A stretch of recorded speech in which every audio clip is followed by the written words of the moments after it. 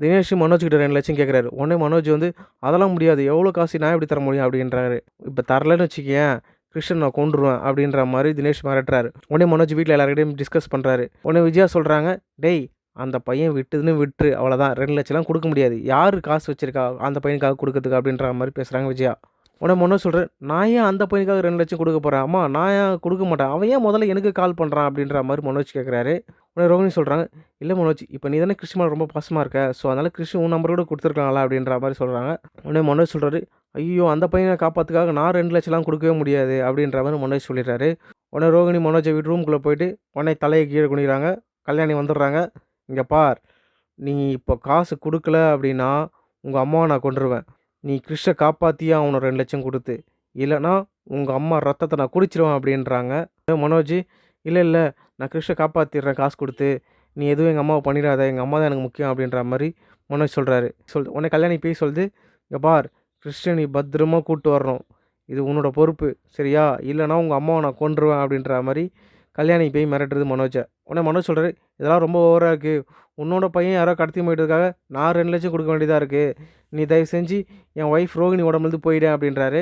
உடனே கல்யாணி போய் சொல்லுது, "இந்த பார், நான் உன் ஒய்ஃப் உடம்பு விட்டு நான் போணும் அப்படின்னா, நீ கிருஷ்ண நல்லா பார்த்துக்கணும். நீ கிருஷ் மேல உண்மையா நீ பாசமா இருக்கணும். நீ நல்லா பார்த்துட்டனா, நான் உன் ஒய்ஃப் உடம்புல வரவே மாட்டேன்." அப்படின்ற மாரி கல்யாணி சொல்றாங்க. உடனே மனோஜ் சொல்றாரு, "இங்க பார், உன் பையன 2,00,000 குடுத்து நான் காப்பாத்திட்டு வரேன். நீ வந்து ரோகிணி உடம்பு விட்டு போயிறியா?" அப்படின்னு கேட்குறாரு. உடனே கல்யாணி போய் சொல்லுது, "இந்த பார், அதெல்லாம் நீ எனக்கு ஆர்டர் போடாத. நான் தான் உனக்கு ஆர்டர் போடுவேன். அதே மாரி காசு எடுத்துட்டு போம்போது உன் தம்பி முத்துவ கூட்டு போவாத. அவன் ஒரு கிறுக்கன். அவன எனக்கு பிடிக்கவே இல்ல." அப்படின்ற மாரி சொல்றாங்க. உடனே மனோஜ் சொல்றாரு, "ஆமா, இந்த முத்துக்கு பெரிய நாலேட்ஜ்லாம் கிடையாது என் அளவுக்குலாம். எப்படி இந்த மாரி ஃப்ராடெல்லாம் ஹேண்டில் பண்ணணும் எனக்கு மட்டும் தான் தெரியும். ஆனா உனக்கு எப்படி முத்து பத்தி எல்லாமே தெரியும்?" அப்படின்ற மாரி மனோஜ் கேட்குறாரு. உடனே கல்யாணி போய் சொல்லுது, "இங்க பார், எனக்கு எல்லாமே தெரியும். நீ என்ன பண்ற? என்ன பேசுற? எல்லாமே எனக்கு தெரியும். நான் வாட்ச் பண்ணிட்டே தான் இருப்பேன். புரியுதா? இதெல்லாம் என்கிட்ட பேசிட்டு இருக்காத. போ, சீக்கிரம் போய் கிருஷ்ண காப்பாத்திட்டு வா. என் பையன காப்பாத்திட்டு வா." அப்படின்ற மாரி சொல்றாங்க. உடனே மனோஜ் வந்து வெளில வந்து சொல்றாரு, "அம்மா, நானே போய் கிருஷ்ண காப்பாத்திட்டு வரேன்ம்மா 2,00,000 குடுத்து." அப்படின்றாங்க. உடனே விஜய் கேட்குறேன், "டேய் நீ எதுக்குடா இப்போதைக்கு 2,00,000 குடுத்து காப்பாத்தணும்? யாரோ பெத்த பையனுக்கு நீ ஏன்டா காசு குடுக்கணும்?" அப்படின்ற மாரி விஜய் கேட்குறாங்க. உடனே மனோஜ் சொல்றாரு, "அம்மா எல்லாம் உங்களுக்காக தாம்மா பண்றேன்." அப்படின்ற மாரி சொல்றாரு. உடனே விஜயா சொல்றாங்க, "டேய் எனக்காக பண்றேன் மட்டும் சொல்லாதடா. நீ என்ன எதுக்காக பண்றன்னு எனக்கு ஒண்ணுமே புரியல. நீ இத சொல்லும்போது தான் எனக்கு தலையே வலிக்குது. காரணத்த கேட்டாலும் சொல்ல மாட்ற. டேய் அந்த காசு தேவையில்லாம வேஸ்ட் பண்ண வேணாம்டா. யாரோ பெத்த பையனுக்கு நம்ம ஏன்டா செலவு பண்ணணுன்ற" மாரி விஜயா திரும்பவும் சொல்றாங்க. உடனே மனோஜ் ரோகிணிய பார்த்துட்டு, "ஐயோ! இப்படிலாம் பேசுறாங்களே! கல்யாணி பேய் வந்து அம்மாவ கொன்னுடுச்சுனா என்ன பண்றது? அம்மா, கிருஷ் நம்ம வீட்டு பையன்ம்மா. நம்ம தாம்மா அவன காப்பாத்தணும். 2,00,000 குடுத்து நான் அவன காப்பாத்தி கூட்டு வரேன்ம்மா. என் கூட யாரும் வர வேணாம்மா." அப்படின்ற மாரி சொல்றாரு.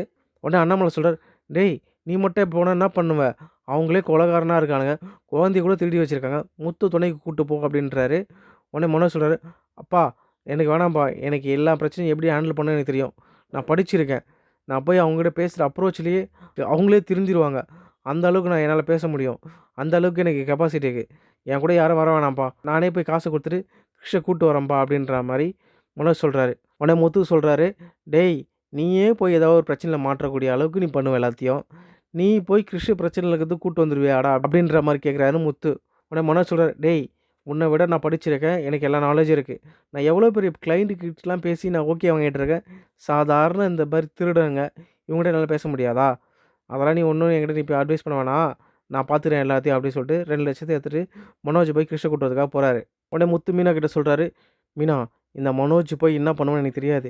சரி நான் மனோஜ ஃபாலோ பண்ணிட்டு நான் போறேன்.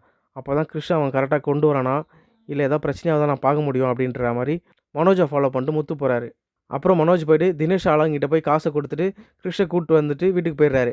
அதுக்கப்புறம் முத்து போயிட்டு அந்த ஆளுங்கலாம் போய் அடிச்சு கேட்குறாரு, "ஏய் யார்றா அவங்கள கடத்த சொன்னது? யாருங்க கடத்த சொன்னது?" அப்புறம் தான் தினேஷ் பேர் மாட்டிக்குது. தினேஷ் அடிச்சு கேட்டவனையும் எல்லா உண்மையும் சொல்றாரு. இந்த மாரி ரோகிணிக்கு ஆல்ரெடி ஒரு கல்யாணம் ஆயிருக்கு. ரோகிணியோட குழந்தை தான் கிருஷ். இந்த உண்மை எனக்கு மட்டும் தான் தெரியும். அதனால மிரட்டி இந்த காச வாங்குனேன். வேற எதுவும் நான் பண்ணல. என்ன விட்டுருங்க." அப்படின்ற மாரி தினேஷ் கெஞ்சுறாரு. இந்த விஷயம் எல்லாம் தெரிஞ்சுக்கிட்ட முத்து வீட்டுக்கு வந்து சொல்றாரு எல்லார்கிட்டயும், "அப்பா, கிருஷ் யாரோட குழந்தை தெரியுமாப்பா?" அப்படின்றாரு. உடனே அண்ணாமலை சொல்றாரு, "டேய் கிருஷ் அவங்க அம்மா தான் இறந்துட்டாங்களே. அவங்க பாட்டி வந்து நம்மள விட்டு போயிருக்காங்க. வேற என்ன இதில கண்டுபிடிச்சு இப்ப எதுக்கு இதில வந்து பேசிட்டு இருக்க?" அப்படின்னு மாரி கேட்குறாங்க அண்ணாமலை. உடனே முத்து சொல்றாரு, "அப்பா, கிருஷ் வேற வீட்டு குழந்தலாம் கிடையாதுப்பா. இந்த வீட்டு குழந்த தான்பா." அப்படின்ற மாரி சொல்றாரு முத்து. உடனே ரோகிணிக்கு ஒண்ணுமே புரியல. என்ன இந்த முத்து வேற ஏதோ ஏதோ வந்து வளர்றாரு. இதான் உண்மை என்ன தெரிஞ்சுட்டு இருக்குமோ அப்படின்ற மாரி யோசிக்கிறாங்க. உடனே விஜயா சொல்றாங்க, "டேய் என்ன பகல்லே குடிச்சிட்டியா? ஏங்க இவன் ஏதோ குடிச்சிட்டு இருக்காங்க. வந்து உளறிட்டு இருப்பாங்க இவன் ஏதாவது போய் தூங்குடா" அப்படின்ற மாரி சொல்றாங்க விஜயா. உடனே முத்து சொல்றாரு, "அப்பா கிறிஷ் இந்த வீட்டோட பையன் தான். இந்த வீட்டு பேரன் தான். அவன தத்தெடுக்க வேண்டிய அவசியமே கிடையாது நாங்க. இந்த வீட்ல தான் வளர போறான்ற" மாரி சொல்றாரு முத்து.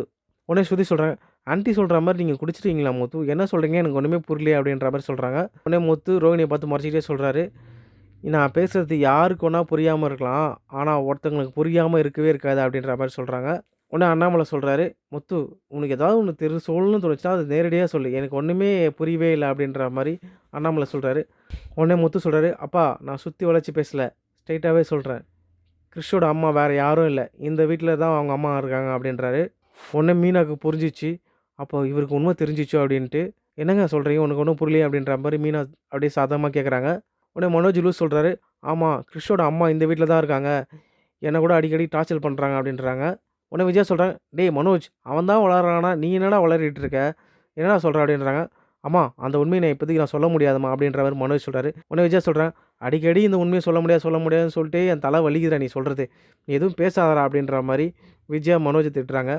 உடனே முத்து சொல்றாரு, "அப்பா கிறிஷோட அம்மா வேற யாரும் இல்ல. அதோ நிக்குதே பார்லம்மா. அவங்க தான் கிறிஷோட அம்மா" அப்படின்ற மாரி சொல்றாரு. உடனே ரோகிணி, "என்ன முத்து உளர்றீங்க? திடீர்னு பார்த்து என்ன போய் கிறிஷோட அம்மா அப்படி சொல்றீங்க?" அப்படின்ற மாரி கேட்குறாங்க. உடனே முத்து சொல்றாரு, "இப்ப எல்லா உண்மையும் நான் தெரிஞ்சுட்டு தான் வந்திருக்கேன். இதுக்கு மேல நீ பொய் சொல்லவே முடியாது பார்லரம்மா. தினேஷ்ன்றவன் தான் கிறிஷ கடத்தியிருக்கான். அவன் தான் 2,00,000 கேட்டு உன்ன மிரட்டிட்டு இருக்கான். நீ மனோஜ கை காமிச்சு விட்டுருக்க. மனோஜ் இப்ப 2,00,000 போய் குடுத்துருக்கான். இந்த 2,00,000 ஏன் குடுத்தான்றத அவன அடிச்சு கேட்டதுக்கு அப்புறம் தான் எல்லாத்தையும் சொல்றான். இதுக்கு முன்னாடி உனக்கு கல்யாணம் ஆயிருக்கு. அந்த கல்யாணத்த மறைச்சு நீ மனோஜ கல்யாணம் பண்ணியிருக்க. இந்த உண்மை தெரிஞ்சுக்கிட்டு தான் தினேஷ் உன்கிட்ட காசு கேட்டுருக்கான். இந்த பிரச்சனைய அவன அடிச்சு கேட்டதுக்கு அப்புறம் தான் எனக்கு தெரிஞ்சு வந்திருக்கு. அது மட்டும் இல்ல, கிறிஷோட பாட்டி தான் உங்க அம்மா. இவ்ளோ பொய்யும் சொல்லிக்கிட்டு இந்த வீட்ல நீ வாழ்ந்துட்டு இருக்க" அப்படின்ற மாரி முத்து எல்லா உண்மையும் போட்டு உடைச்சிடுறாரு. உடனே விஜயாவுக்கு கோவம் வந்து, "ஏய் என்ன ரோகிணி என்னென்னமோ உளர்றான் அவன். இத சொல்றதெல்லாம் உண்மையா?" அப்படின்ற மாரி கேட்குறாங்க. உடனே ரோகிணியால எதுவுமே பேச முடியாம அப்படியே தலைய கீழ குனிறாங்க. உடனே விஜயா தலையிலேயே அடிச்சுறாங்க. "ஐய்யய்யோ! ஒரு குடும்பத்தையே ஏமாத்திருக்கியேடி! என்ன இப்படி ஏமாத்துறியேடி! எல்லா மருமகம் இருந்தாலும் மூத்த மருமகன்னு சொல்லிட்டு தல மேல வச்சு தூக்கி கொண்டாடினனே! இந்த மாரி ஒரு துரோகத்த பண்ணதுக்கு உனக்கு எப்படி மனசு வந்ததுன்னு" சொல்லிட்டு போட்டு ரோகிணிய அடிக்கிறாங்க. உடனே அண்ணாமலை சொல்றாரு, "ரோகிணி நீ இன்னொரு கல்யாணம் பண்ண நெனச்சது தப்பு கிடையாது. ஆனா ஏன் இந்த உண்மைய எங்ககிட்ட இவ்வளோ நாள் மறைச்சு, எங்கள ஏன் இவ்வளோ கொடுமை பண்ணியிருக்க?" அப்படின்ற மாரி அண்ணாமலை கேட்குறாரு. உடனே ரோகிணி சொல்றாங்க, "இல்ல அங்கிள், ஆன்டிக்கு இந்த விஷயம் தெரிஞ்சா என்ன வெறுத்துருவாங்க. என்ன இந்த வீட்லயே கல்யாணமே பண்றதுக்கு ஒத்துருக்க மாட்டாங்க. மனோஜ் எனக்கு ரொம்ப புடிச்சிருந்தது. அதனால தான் என்னால உண்மைய சொல்ல முடியல" அப்படின்ற மாரி ரோகிணி சொல்றாங்க. உடனே அண்ணாமலை கேட்குறாரு, "ஒரு பொய்ய மறைக்க இத்தன பொய்யா? எத்தன வருஷம் எங்க எல்லாரையும் ஏமாத்தி நாடகமாடி முட்டாளாக்கியிருக்க. இந்த குற்ற உணர்ச்சி உனக்கு கொஞ்சம் கூட இல்லையா?" அப்படின்ற மாரி அண்ணாமலை கேட்குறாரு. உடனே விஜயாவுக்கு கோவம் வந்து, "இவகிட்ட என்னங்க பேசிட்டு இருக்கீங்க? குற்ற உணர்ச்சி பத்தி? இவளலாம் வீட்டுக்குள்ளே வச்சிருக்க கூடாதுங்க.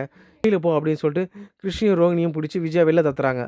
உடனே ரோகிணி கிறிஷ் உடனே ரோகிணி மனோஜ் கிட்ட போய் கெஞ்சுறாங்க. "மனோஜ் நீயாவது என்ன புரிஞ்சுக்கோ" அப்படின்றாங்க. உடனே மனோஜ் சொல்றாரு, "ரோகிணி இப்ப தான் ரோகிணி நான் உன்ன ரொம்ப புரிஞ்சுக்கிட்டேன். உன் மேல நான் எவ்வளோ உண்மையா இருந்தேன். ஆனா நீ என்கிட்ட எவ்வளோ பொய் சொல்லி ஏமாத்தியிருக்க. கிறிஷோட அம்மா உன் உடம்புல வந்திருக்கிறதா நெனச்சு என்ன முட்டாளாக்கி இவ்வளோ கேவலமா நடந்திருக்க. உன்ன என்னால மன்னிக்கவே முடியாது" அப்படின்ற மாரி மனோஜும் சொல்லிறாரு.